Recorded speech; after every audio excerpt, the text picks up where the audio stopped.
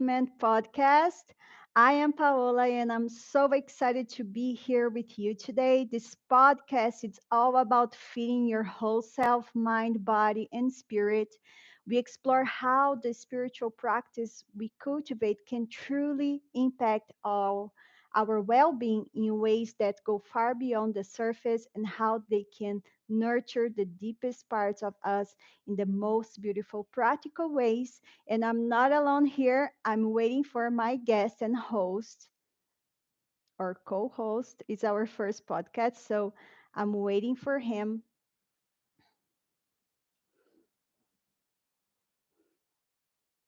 He's here.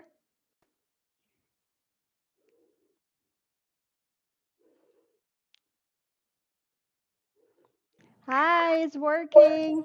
Okay, I don't see my camera up. Why it's not on? Hmm. Let's see here. Okay, there we go.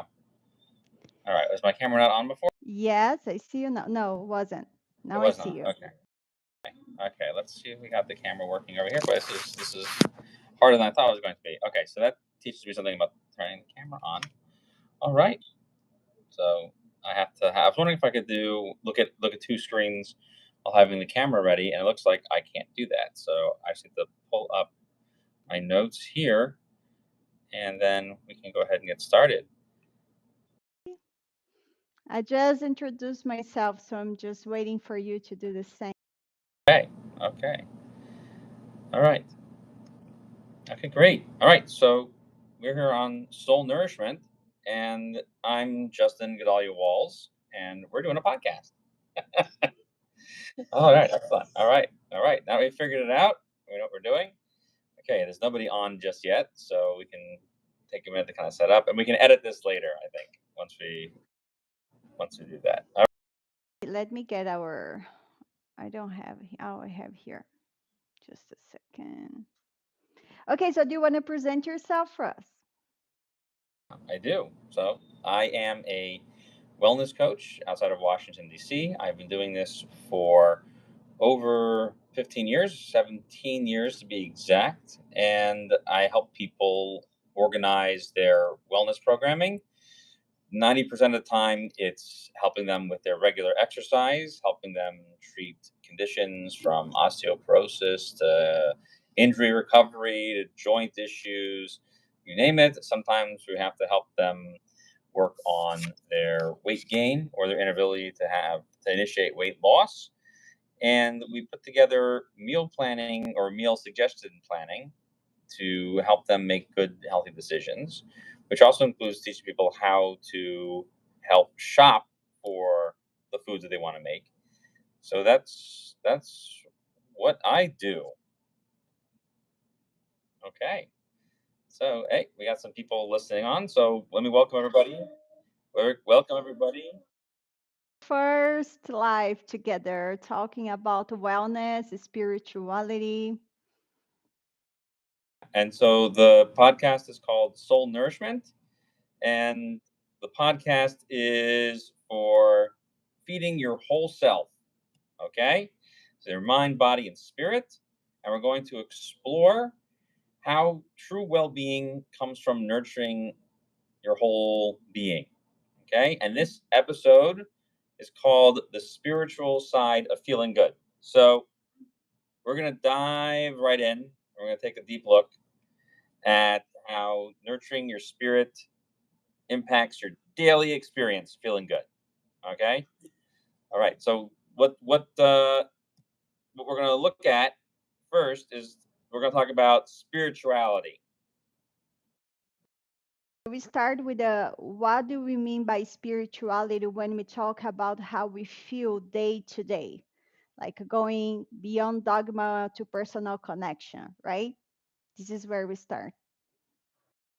How does connecting to something greater than ourselves impact our feelings of being peaceful and joyful, or our sense of peace and joy? So how does that play into it? And we're also going to see the difference between if this is a religious thing or if someone who isn't religious can tap into spiritual well-being, and that will help them feel good as a result. Okay, so let's jump right in. All right, so let's talk about this holistic connection. Okay, so yeah, Ellie, why don't you tell me what you think are good practices like gratitude or mindfulness that can help bridge the gap that goes between our spiritual feelings and our emotional feelings. So I believe when you're talking about spirituality in day by day, right? uh, all these elements that you just said, it's already a spiritual practices that we do, right? Like when you have this certainty in the creator, when you have a certainty that everything is for good, you do with more intention all these practices. Like you remember that you're not just a body, you're not just your mind, you have a soul. So you can go deeper, right? So even when you're like doing simple like day by day stuff like washing the dishes, how can you be present there and feel gratitude for the life you have right now? You know what I mean? So when you're in a rage or anger mode, like how can you just pause in that moment, and before you're acting or reacting, you just breathe and then connect with your breath before you do anything else, so you get some space for your mind or divine wisdom just come and act in a proactive way. You know what I mean? The divine wisdom with which we're connecting is something that we bring down to help with how we're feeling at that moment. Like you said, something mundane, like the dishes. What's an example of some divine emanation that we could get that would help us do the dishes, for example? There's a whole sink full of dishes, and I am tired. Yeah. Do you remember one time I was sharing with you a meme of was like a mushroom, like it's a cartoon mushroom, like praying, like meditating, creator, give me some divine inspiration, and then he say, go like do your dishes, like do laundry, and then he start getting upset, like do like so if you're not organized your life outside of you, like all these elements outside of you is just a reflection of who you are. So if you take this time, if you're so unorganized with your thoughts, or you're so upset that you don't figure it out how your emotion is going on in that moment, when you start doing it, of course, you're not going to have the desire to do it, right? You have just like, okay, I got to do this. I have to do, let's move this energy. Let's flow this energy. And you start doing things like that. Like, as we said, the dishes, for example, um, you clean up this heavy energy. You organize your thoughts while you're doing that. And then, if you, of course, how you're doing that, if you're just taking a podcast or, like listen to other people talking all the time, you don't silence, don't get like this quiet moment, it's not going to help. You need to be quiet. You have to observe your thoughts and just see that you're not, your thoughts are just coming and going, and then you create this space to get this divine inspiration or energy. And it's not, it's not in your head, actually, it's like in your heart. I believe that the heart is the most effective connection with the with your intuition, with your divine insights, with your connection with the creator. And that it's, of course, if you're doing meditation, if you're working out, if you're running, if you're doing all these things in presence, of course you're also going to get insights if you have the intention. It's all about the intention. And to get an intention, I believe you need to practice this kind of way of thought. It's like taking weightlifting. Every day you have to try a little bit more. True, we don't have to every day, but gradually. Yeah, I agree. So, with these everyday moments, so are you suggesting that you find more meaning in these mundane moments that make you'll find positive feelings in those moments that will make those feelings more sustainable, meaning you can take those moments and go, this, I can feel good about my life because I have a home and I have dishes and the dishes will be clean when I'm done with it. Are those things that you can actually bring meaning to those experiences? There's a phrase, probably you know better than I know. Viktor Frankl, the psychologist, he has a phrase that you have to bring a purpose where you're struggling, where you are, right? Like for what? What do you remember the sentence? It's I don't remember it offhand. No, but there is an idea for A sure meaning. that yeah, just finding meaning in kind of the everyday things.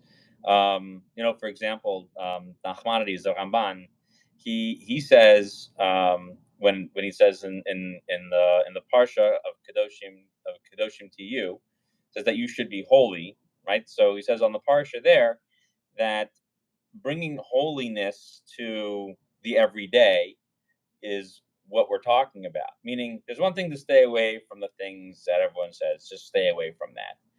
But to take your everyday things, the things that you are normally engaged in, and to infuse them with holiness, that's really what makes a difference. It's not staying away from things. It's not that idea that you take your everyday experiences and infuse them with holiness. So, for example, if we go away from the dishes, right? But you recognize that you can, when you interact with other people, smiling at them and saying something positive to them and uplifting for them is a way in which you bring sanctity to those experiences. Or let's go back to the dishes again. If you're there with somebody else and you want the help and you can ask for it, and I say, I could really use help with the dishes. Figure it out. Okay, I'll wash with a sponge and you dry with a towel, or don't do that. Just put it in the dishwasher. I'll wash the dish and put it in the dishwasher. Yeah, there were days when I remember when people didn't have dishwashers. Actually, here in Brazil, it's not everyone like dishwasher is not something that everyone has the privilege to get, right?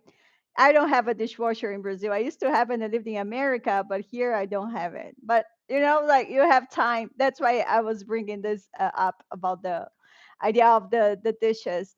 But something that was coming to my mind is that it's actually something. Well, I didn't present saying who I am. Like I'm a health coach and I'm also teach yoga. I'm a yoga instructor with a somatic embodied therapies, and I combine all this together with Judaism, Kabbalah, all the stuff together. So I talk more about Kabbalah than Hinduism in my yoga classes. And something that I will share with my students is that when you're not eating clean, when you eat a lot of sugar, how do you call industrializados? I forgot the word. Processed foods.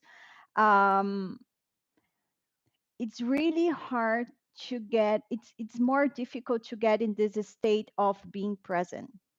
You know, you it's like listen to somebody if you're eating a lot of stuff and just listen person, oh, you have to be thankful, gratitude about the things you have, and talking about all these things, it doesn't connect in the same way. So everything is integrated and related you know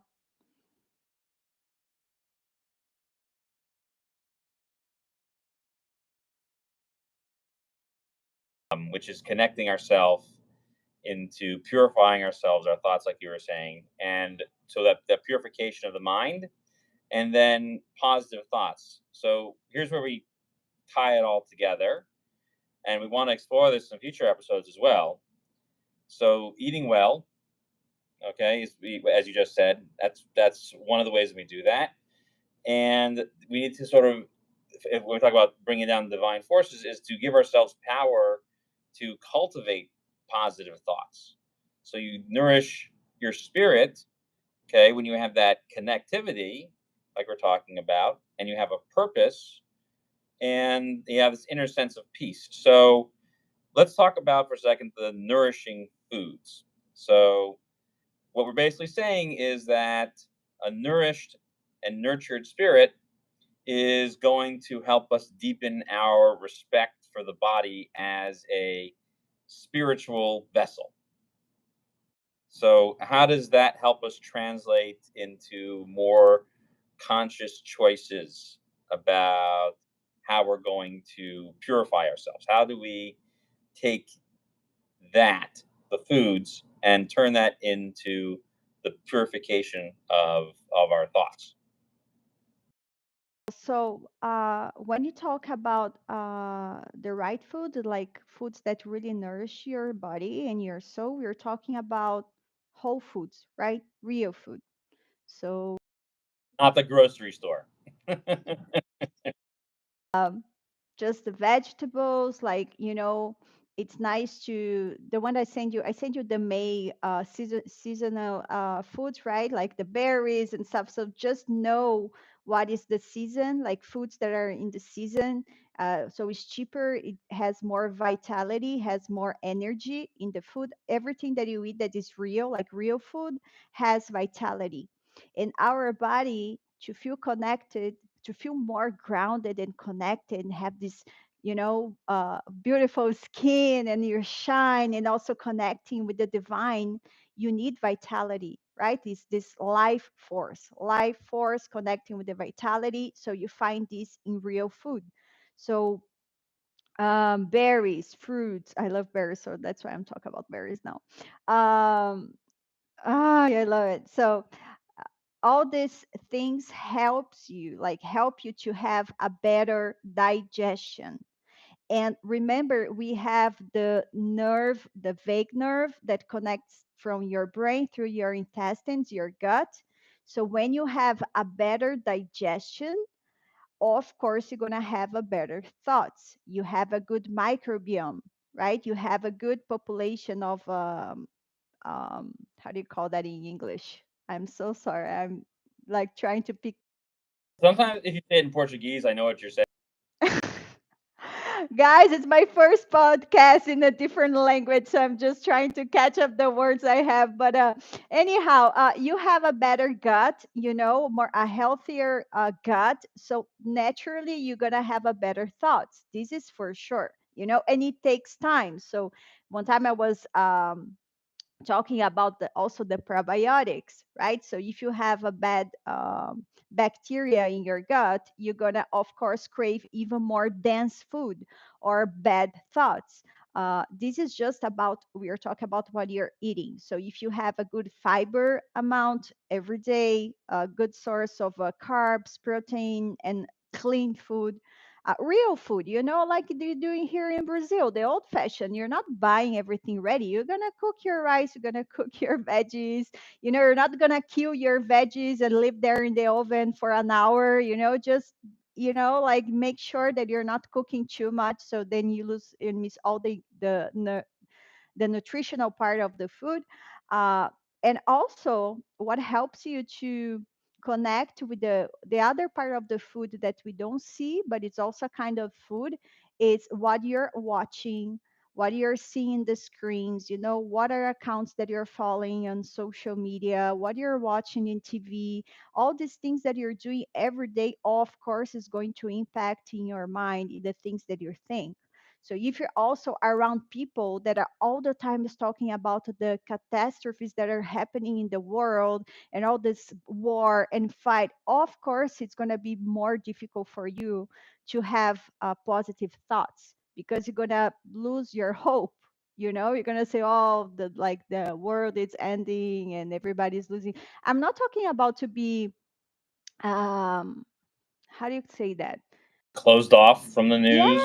Yeah, not close off. You don't want to know what's happening, you're just like in your bubble. But there are so many ways to read news. You can read news, you don't have to watch it. You know what I mean? It's so different when you read the headlines and you know what's going on, and then you're watching all these heavy things that are happening, and in social media, all these crazy videos, or people are sharing things in WhatsApp. Here in Brazil, we use a lot of WhatsApp, but sharing the groups, all this heavy kind of information.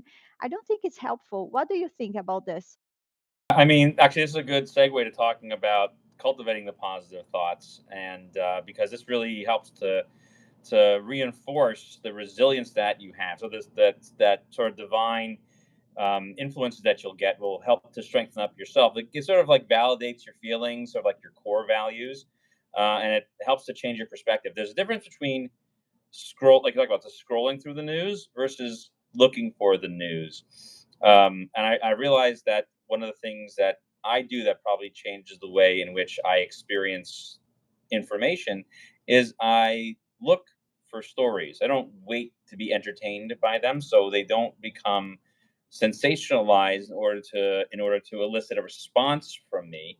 I'm interested, and I am very I think it's important to be aware of what's going on. So there's a difference in being intentional about finding stories. It also means you are less manipulated by the stories like in social media. They want you to generate that sense of urgency and that sense of I need to keep reading this or I need to feel a certain way about it. I once remarked years ago when I was in college. I actually this applies even more today. When they write news stories, they're supposed to be reporting facts and not making you feel a certain way or draw a certain conclusion. And I pointed out to somebody, they said, well, how would they do that? I said, look at the adjectives that they use to describe certain situations. How they're eliciting something that's not a fact. Imagine going to court and telling a judge, you know, they were highly agitated when they did that. Well, judge will say, well, that's speculative. How do you know they're highly agitated? Did they say that? Like a witness couldn't say that on a stand. So it's not a fact. You're emoting that into the experience. Why do I want you to have that experience? Because I'm trying to elicit a response from you that I want. So, like you said, it's really important to make sure that people are aware of what it is that they're fostering. That you want to foster a mindset that's sort of rooted in hope and gratitude and acceptance. And you don't want to constantly feel that you can only belong to a group if you think a certain way. People should feel comfortable having a free exchange of ideas. That's really what free societies should be about, free thinking societies. Um, it should not, you shouldn't feel like you can't have an opinion. You should be able to debate the opinion. So, but you do need to kind of have that sense of security. It makes it difficult when you're not secure about it. I had a client come in one time where she told me she needed to lose weight. So, okay, I said, well, I asked, what makes you decide that you need to lose weight? Oh, well, my boyfriend left me for another girl and they're having a baby together. My parents hated me and I hate my body. To which I basically said, you don't need wellness training for that. You need therapy. You need to work on how you feel about yourself, how secure you are in yourself, and you're not going to be able to get a hold on your reality because wellness training requires you, as you well know, to make sure you Mhm. can get a grip on your life and organize it to have some control. If you're all over the place and don't have control over it, the thoughts are going to be the same way. You have to sort of mirror your actions with what result you want. Um, so that's really what how I would echo what it is that you're saying as well. That's why this in the integration, right? This integration of nutrition is so important because it's not. This is when I started working as a health coach. I understood that was not about the food was about the primary food, which is what we are consuming. It's the circle of life. It's like a pizza. So if you have one of the slices of this pizza that are not going good, going bad, it's going to affect all the slices, right? So how it's going with your self-care, relationship, spirituality, finances, education, creativity. Also, the how are you working with your self love? What is self love for you? Because most of the time you're just seeking for love. It doesn't matter what type of, like, in friendship, family, or like a romantic relationship, but you're looking always like that somebody is going to save us or bring us this love, like bring me the love. No, you awakened your love first, the self love, your oxygen mask. You take care of you, you learn how to love yourself with the flaws you have, with all the positive aspects you have, so then you can mirror something. And then when you learn this, it really, really helps you to balance the way you eat. This is what I believe, because most of the time when you're eating a lot, it's because you feel this emptiness, like some, avoiding some inside of you, and you're just trying to fulfill with food. Some people it's with food, other people are with alcohol or drugs or workout. Sometimes they work out a lot, and like 3 hours of a workout in a day, I don't think is healthy. You know what I mean? So and then it's when I started working with also a little bit with some aspects of Judaism, Kabbalah, spirituality, and yoga. It's not just about the body, it's this integration of body, mind, and soul. Find the somatic therapy, some ways to release anger, to release all these heavy emotions, because after a practice that you do with the body, that you go almost to the catharsis, like, releasing all the anger you have. You understand that you're not that. You have a clear, like, a wide way to see things, and then you see that it was not that bad. But if you're just thinking that to lose weight you just have to change the way you eat, or now with all this, I don't know how you say that, you call injections, this Ozempic, all Yep. Manjaro, all this stuff, I maybe there is more accessible than here. I don't know the price, but people are just relying on this type of things, and they're not working in their mind and their emotions. They're just taking these. Okay, in 1 week I lost, I don't know, 10 pounds, and then it's all this mess. And then people are getting sick also in the mind, and these affect relationships, work, and I don't know if I'm going beyond the subject, but I think everything is integrated.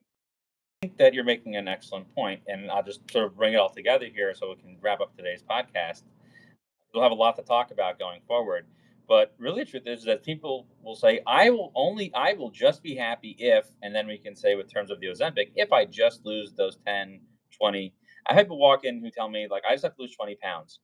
And so I said, okay, let's go over your current stats. How tall are you? Well, 5'2". And how much do you weigh? 270 pounds. Well, losing 20 pounds isn't going to solve some of the health problems you may have. Now, maybe the numbers are okay, so you're eating well, but being that heavy at that size, you're going to have joint problems, ankle, knees, hips, and not being ambulatory or being ambulatory allows you to be more independent. Not being ambulatory makes you dependent, and those are not good feelings.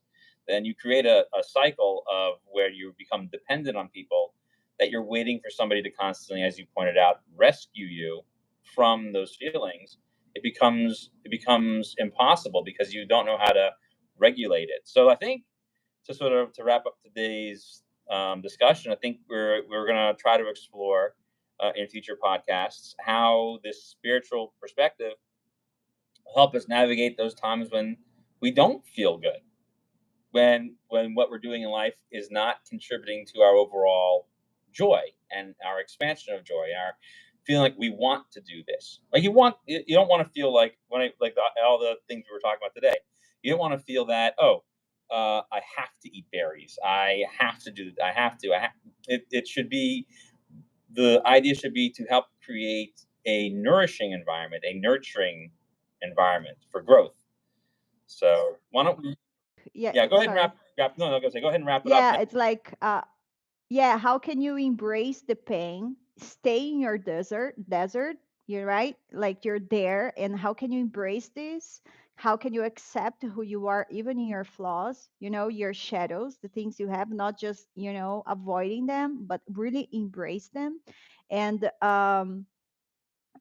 where is the doorway? Because we have to believe, we have to talk about the bio individually, right? Like individuality. So people, like, for each one, they have a different doorway to go in all these other aspects of the circle of life, like of the self-care. So for example, my students, the doorway for them, it's like practicing yoga, but yoga is just the beginning.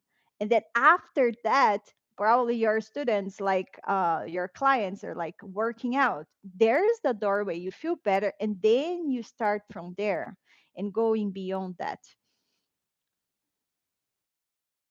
100%. So, this was today's topic of the spiritual side of feeling good. So, we talked about all the good things that can happen and sort of the core values of having these feelings. And we will continue with the Soul Nourishment podcast with understanding how nourishing your soul can be a powerful pathway to supporting purification of the body.